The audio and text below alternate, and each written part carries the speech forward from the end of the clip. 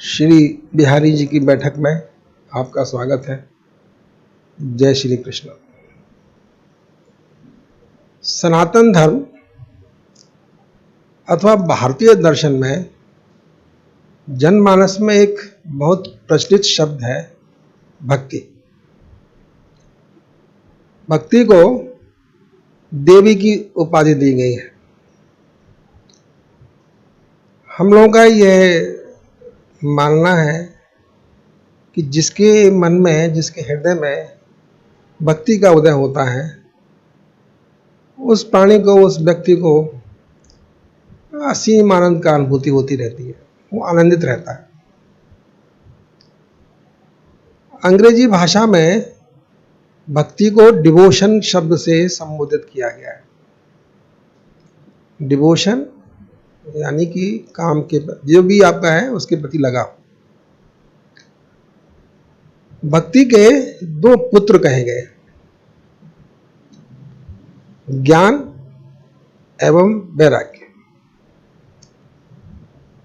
इन दोनों की एब्सेंस में भक्ति रोती है, बिलखती है, अपूर्ण है। भक्ति तभी अपना फल प्रदान करती है जब उसके साथ साथ ज्ञान और वैराग्य भी हो। ये दोनों तीनों शब्द श्रीमद् भागवत में दिए गए हैं और ये हमारे जो ग्रंथ हैं, सनातन धर्म के जो भी पौराणिक ग्रंथ हैं, वो सब मानव समाज के कल्याण के लिए।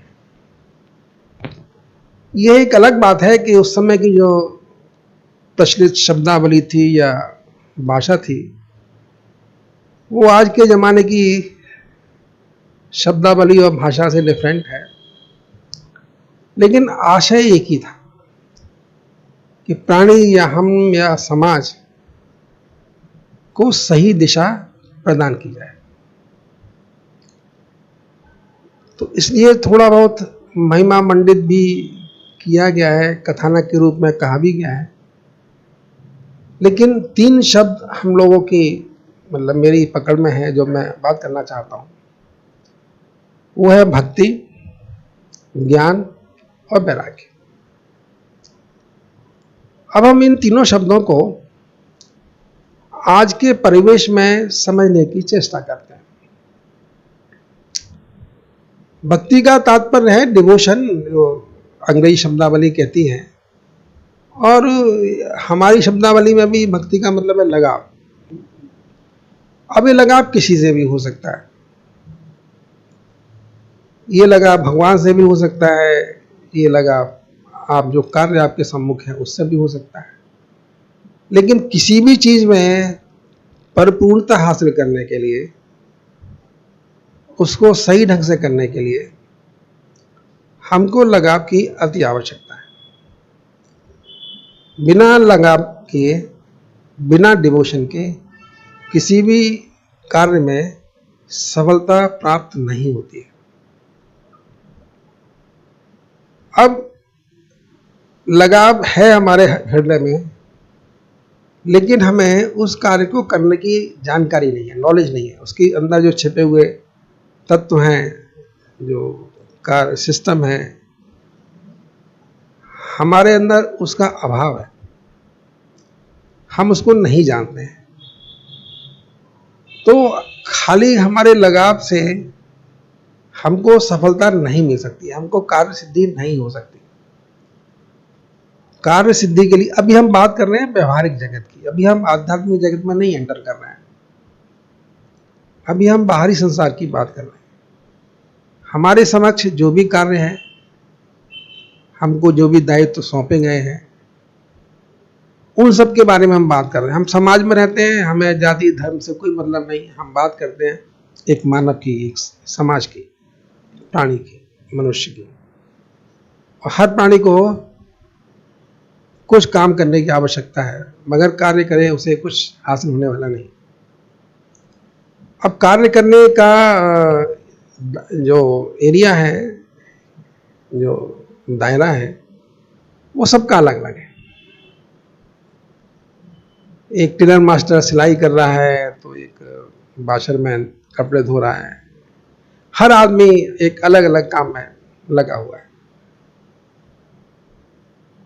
तो इसलिए भक्ति से मतलब हमारा ये कि आपके पास जो भी काम है, आप जिस काम में भी लगे हुए हैं, आपको जो भी काम आपके सम्मुख है, उस काम के प्रति आप लगाव रखें। ये भारतीय दर्शन का तत्व है। ये बताना चाहता है कि भक्ति करिए। ईश्वर के प्रति भक्ति एक अलग चीज है, वो एक डिफरेंट परिवेश में आती है। लेकिन अभी जब हम बात करते हैं सामाजिक दायित्व की, सामाजिक परिवेश की, हम यही कहेंगे, क्योंकि हमारे हिसाब से तो कुछ अलग नहीं है। जो बाहरी जगत है वो भी वही है, जो आंतरिक जगत है वही है। अलग तो कुछ है ही नहीं। सब कुछ इस कंबाइंड सृष्टि के हिस्से हैं।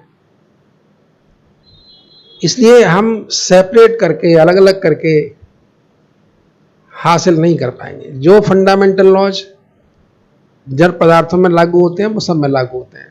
मानव समाज में भी, मानव चेतना में भी वही लॉ लागू होते हैं, वही नियमावली है उनके लिए भी। तो अभी जब हम सामाजिक परिवेश की बात कर रहे हैं, तो हम कह रहे हैं कि भाई भक्ति करिए, जो काम आपके सम्मुख है उसमें बहुत लगाव बनाए रखिए, और जैसा कि भक्ति का गुण है वो आपको आनंद प्रदान करती है। लेकिन भक्ति रोती और बिलखती शब्द इस्तेमाल किया गया है। जब भक्ति के दो पुत्र ज्ञान और वैराग्य उसके साथ नहीं होते हैं तो वो रोती है, बिलखती है। हमारा किसी भी कार्य के प्रति कितना भी लगाव क्यों ना हो,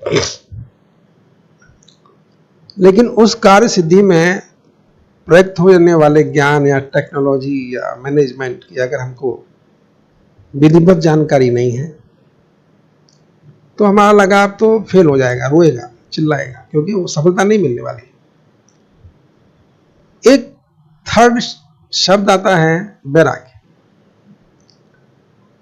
वैराग्य को भी कुछ लोग मिस इंटरप्रेट करते हैं। वैराग्य का मतलब होता है कि निष्फल, निष्काम कर, आपकी कोई इच्छा नहीं है। वैराग्य का सीधा सा मतलब है कि आपकी कोई इच्छा नहीं है, आप जो भी कर्म कर रहे हैं वो निष्काम है, वो बिना इच्छा के है। उसमें कोई आपका ऐसा नहीं है कि ऐसा हो जाए और ऐसा हो जाए और ऐसा हो जाए। तो आप इन तीनों को जोड़िए। कोई भी व्यक्ति अपने कार्य के प्रति बहुत लगाव रखता है, उसको उस कार्य के करने के लिए जिस जानकारी की आवश्यकता है या जो तकनीकी चाहिए वो उसको आती है, और उसके बाद वो फल की इच्छा नहीं करता है। उसको इससे कोई मतलब नहीं है कि उसको क्या मिलेगा, सफलता मिलेगी या असफलता मिलेगी, ऐसा कुछ उसके मन में नहीं आता है। वो पूर्ण तल्लीनता से, पूर्ण डिवोशन से अपने सामने किए गए कार्य का निष्पादन कर रहा है। उस कार्य को करने की क्षमता भी उसके अंदर है, जानकारी भी उसके पास है, और वो इस बात से भी उदासीन है कि उसको क्या मिलने वाला है, उसका फल क्या होगा। यकीन जानिए, ऐसे महानुभाव, ऐसे व्यक्ति अगर कोई भी एक है तो वो अपने आसपास के समस्त वातावरण को शुद्धि प्रदान करते हैं, एक नवीन प्रेरणा देते हैं, नव चेतना का संचरण करते हैं, और जिसके फलस्वरूप वो जिस कार्य में लगे हुए हैं वो समाज, वो एरिया, वो दायरा फलता फूलता है, प्रसन्न रहता है, सुखद रहता है। तो ये तीनों तत्व हैं तो आंतरिक। देखिए, लगाव भी हमारे अंदर बसता है, ज्ञान भी हमारे अंदर बसता है, और वैराग भी हमारे अंदर बसता है। किसी भी व्यक्ति को देख के किसी को पता नहीं लगेगा कि इसके पास भक्ति कितनी है, ज्ञान कितना है, वैराग्य कितना है इसके पास। ये जो कर्म कर रहा है उसको ज्ञान, वैराग्य और भक्ति के रूप में उसको दिखाई नहीं देगा। लेकिन जब वो बाहर के जगत, तो इसका मतलब ये तीनों क्या है? ये तीनों शक्ति स्वरूप है। इसलिए इनको देवी और भगवान भी कहा गया है, क्योंकि ये शक्तियां हैं। इनको हम देख नहीं पाते, देख नहीं सकते, लेकिन इनका मैनिफेस्टेशन, इनका उपयोग हमको दिखाई देता है।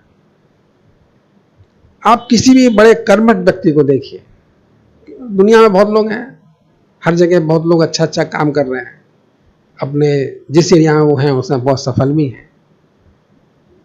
तो उस क्षेत्र में अगर आप उन व्यक्तियों को बहुत गौर से देखेंगे, बहुत ध्यान से देखेंगे, तो ना तो उनको कोई ऐसी चीज है जो दुर्लभ है या जिसके फल की उनको इच्छा है। वो काम कर रहे हैं इसलिए कि उनको उस काम से लगाव है और उनके पास उपयुक्त जानकारी भी है। मतलब अब आप जब जानकारी की बात करते हैं, कोई भी नॉलेज, ये नॉलेज भी हमारे अंदर बसती है। क्या किसी के चेहरे पे लिखा रहता है वो कितना बुद्धिमान है, उसके पास कितनी नॉलेज है, वो कितना ज्ञानी है? नहीं लिखा रहता। ये तो उसके अंदर की दुनिया है, ये समावेशी दुनिया है। आंतरिक जगत तो बाहरी जगत। तो ज्ञान भी हमारे अंदर, और ज्ञान से ही हमारे से शब्द प्रस्फुटित होते हैं। हम जो बोलते हैं वो वही बोल पाते हैं जो हमारा ज्ञान हमको कहता है। कई बार हम जब ब्लैंक हो जाए तो इसका मतलब हमारा ज्ञान साइलेंट हो गया, हमारा ज्ञान हम बोलने से मना कर दे रहा है। तो जो शब्द हमारे मुख से निकलते हैं, जो कर्म हम करते हैं, उनको सबको मिला के ही एक हमारा व्यक्तित्व निर्माण होता है। और हम सही शब्दों में जो हमारा सनातन धर्म है उसका उपयोग कर पाते हैं। भारत को सोने की चिड़िया भी कहा जाता है। भारत बहुत ही समृद्ध राष्ट्र है और था। वो इसलिए था कि जो गुण मैंने अभी आपको कहे, हमारे धर्म ने, हमारे ऋषि मुनियों ने जन साधारण को उन धर्मों को अपनाने की शिक्षा दी। पहले एजुकेशन क्या होती थी, जो गुरुकुल थे या आश्रम पद्धति थी, उनमें क्या सिखाया जाता था? उनमें ये सब बातें सिखाई जाती थी। कोई कहेगा भाई ये तो बेकार की बातें हैं, इससे क्या होता है? तो बेकार की बात तो नहीं है। आज भी कोई भी प्राणी, कोई भी बच्चा, कोई भी युवा अपने व्यक्तित्व में इन तीनों चीजों का समावेश कर ले तो उसको सफलता, उसकी सफलता को लेकर कोई संशय नहीं रह सकता। इसलिए भगवत गीता में 3 अध्याय या 3 जो भगवान ने प्रतिपादित किए हैं, एक कर्म योग है, एक भक्ति योग है, और इनमें एक शब्द बहुत किया गया कि निष्काम कर्म। कर्म में आसक्ति नहीं होनी चाहिए। अगर हम आसक्ति रहित कर्म करते हैं, निष्काम कर्म करते हैं, तो हमारे कर्म की सुंदरता बढ़ जाती है। क्योंकि फिर हमारा काफी जो शक्ति है, जो चेतना शक्ति है, वो फल की आशा में या फल के चिंतन में व्यर्थ नहीं होती है। हम अपनी पूरी शक्ति उस कर्म को निष्पादित करने में लगाते हैं। तो ये भगवत गीता का एक मैसेज है, एक हम सबके लिए, समाज के लिए, कि भारत ऐसे समृद्ध राष्ट्र नहीं था। भारत में प्रचलित जो सनातन धर्म है वो हमको कर्म करने की प्रेरणा देता था। समाज में के सभी अंगों का हम कैसे सम्मान करें, कैसे सदुपयोग करें, ये हमारी शिक्षा होती थी। हम प्रकृति के अनुरूप चलें, प्रकृति ने जो हमको बनाया है हम उसको समझें, देखें और उसके हिसाब से चलें। अभी जब हम भगवत गीता की बात करते हैं तो भगवत गीता की पुस्तक जब हमारे सामने आती है तो हमें 2 तत्व दिखाई देते हैं। एक भगवान श्री कृष्ण है, एक अर्जुन है। अगर कोई मुझसे पूछेगा कि भाई भगवत गीता, व्हाट इज भगवत गीता, इसका बड़ा संक्षिप्त आंसर उत्तर दीजिए, तो मैं कहूंगा Bhagavad Gita is making of Arjun. Arjun महान धुरंधर योद्धा, कर्मयोगी, आज भी हम उसका नाम जानते हैं, महाभारत का एक पात्र है, भारतीय सनातन दर्शन का एक पात्र है। उसको वो एक चीज सिखाई जाती है, उसके बारे में एक प्रसिद्ध है कि जब एक चक्र में घूमती हुई मछली की छाया नीचे पानी में, और उस पानी को देखते हुए उस मछली की आंख को भेदना है, कितना दुर्गम कार्य है, सोचिए जरा। और जब उसके गुरु उससे पूछते हैं अभी तुम्हें क्या दिखाई दे रहा है, अभी तुम्हें क्या दिखाई दे रहा है, तो वो पहले बताता है कि मुझे ये सब दिखाई दे रहा है, एक राज दरबार है, फिर वो राज दरबार में फिर पूछते हैं क्या दिखाई दे रहा है, फिर कहते हैं एक स्वयंवर हो रहा है, फिर कहते हैं फिर क्या दिखाई दे रहा है, कहना एक मछली टंगी हुई है ऊपर, बोले फिर और नहीं और आगे बढ़ो, फिर कहता है वो मछली का नीचे जल है, उसमें मछली की छाया पड़ रही है। तो भगवान उसको वहां पर भी नहीं छोड़ते, बोले और बोलो और देखो, फिर वो मछली दिखाई, उसको सब दिखाई देना बंद हो जाता है, उसको सिर्फ मछली दिखाई देती है। वो कहते हैं नहीं कुछ और देखो, तो उसने कहा बस अब मुझे मछली की आंख दिखाई दे रही है। भगवान कहते हैं अच्छा आप तीर मारो। ये कथानक है, ये कहानी है हमारे सनातन धर्म के साहित्य की, लेकिन हमें क्या कह रही, बिल्कुल आप निश्चित समझ लीजिए कि सनातन धर्म का हर साहित्य, हर कथानक, हर शब्दावली हमारे व्यक्तित्व के निर्माण के लिए, हमारे व्यक्तित्व के सुधार के लिए। अब इस कथानक को कह दीजिए कि भाई अर्जुन अर्जुन इसलिए है, उसको अपना सिर्फ लक्ष्य दिखाई दे रहा है, लक्ष्य के आसपास का समस्त संसार उसके लिए लुप्त हो चुका है। ये साधना है, हम लक्ष्य से ना भटके, हमें सिर्फ लक्ष्य, हमारी नजर सिर्फ लक्ष्य के प्रति रहे। आप जरा सोचिए, ज्यादातर हम सभी लोग किसी ना किसी कर्म क्षेत्र में लगे हुए हैं, कितने हम में से ऐसे लोग हैं जो इस दृष्टि को अपनाते हैं, देख पाते हैं,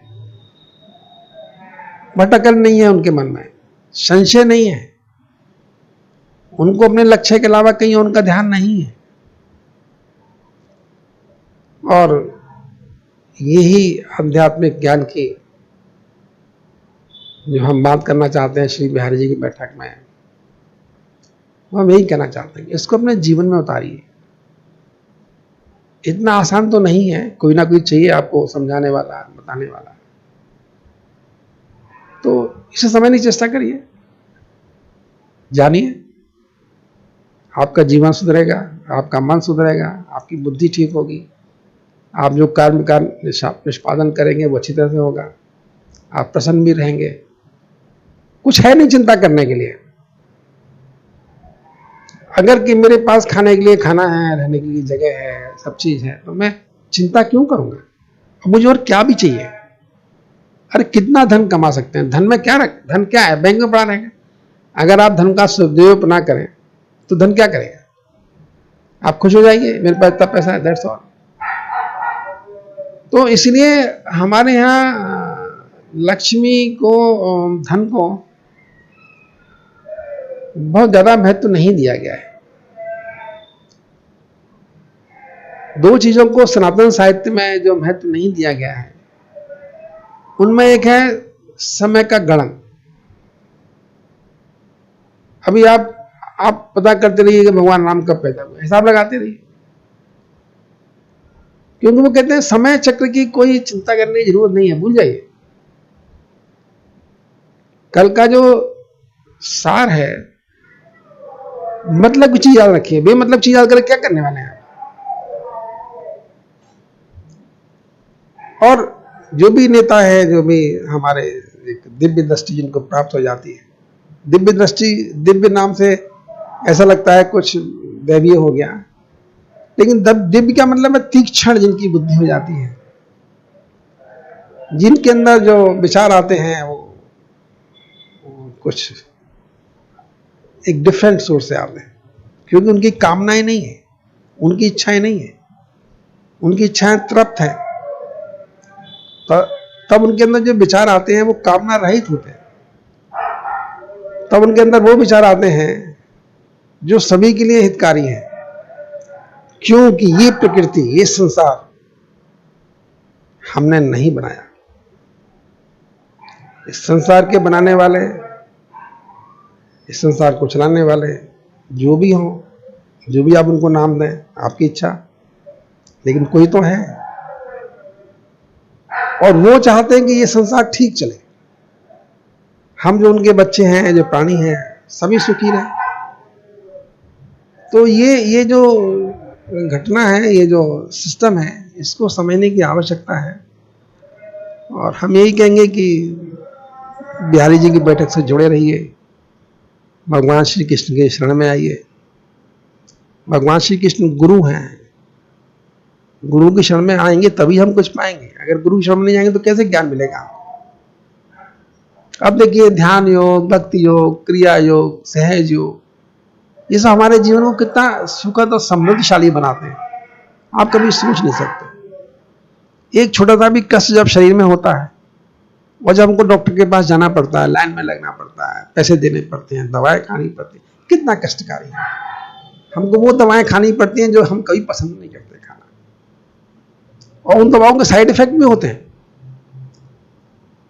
लेकिन कभी सोचिए तो, सहज योग, क्रिया योग, ध्यान योग, भक्ति योग, इन सबसे बीमारियां कैसे अपने आप चली जाती हैं, क्योंकि बीमारियां भी तो एक ऊर्जा ही है ना, किसी ऊर्जा के फलस्वरूप ही आती है। तो जब हमारे अंदर उनसे ज्यादा ऊर्जा होती है, जिस बीमारी की जितनी ऊर्जा है उससे ज्यादा ऊर्जा जब हमारे पास होती है, तो बीमारी भी हमसे दूर हट जाती है, चली जाती है। इसके साथ मैं विराम लेता हूं। जय श्री कृष्ण।